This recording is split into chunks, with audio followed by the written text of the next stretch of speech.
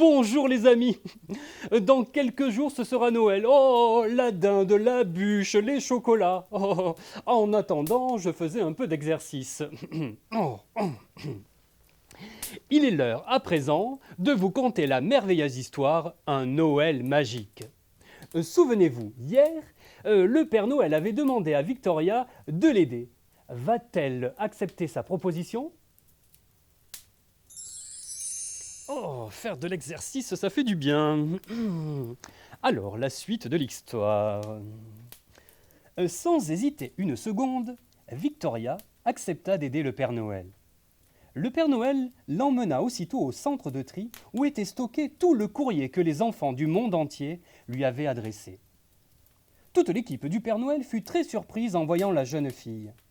Les lutins, qui n'avaient jamais vu d'enfant en vrai, semblaient très intrigués par cette belle jeune fille aux longs cheveux blonds bouclés. Presque tous les rennes lui souhaitèrent la bienvenue, à l'exception de Tonnerre, le plus robuste des rennes du Père Noël, qui continuait à brouter son foin sans prêter la moindre attention à la nouvelle venue. Le Père Noël, qui n'aimait pas l'attitude de son renne, le sermonna.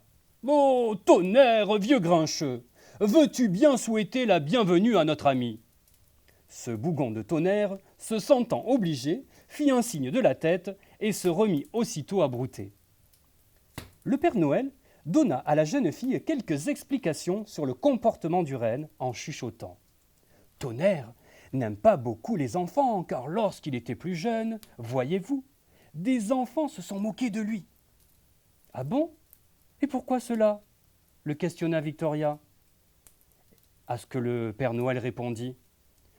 C'est à cause de ces bois. Ils ont poussé tardivement. Victoria, compatissante. Le pauvre. Le Père Noël reprit. Mais Tonnerre est un bon renne. Il est robuste. Et c'est grâce à sa force exceptionnelle que nous arrivons à faire le tour du monde en une seule nuit et à apporter des cadeaux aux enfants du monde entier. Après les présentations, la jeune fille se mit au travail. Pendant les heures qui suivirent, la jeune fille travailla dur, ouvrant et lisant les milliers de lettres adressées au Père Noël.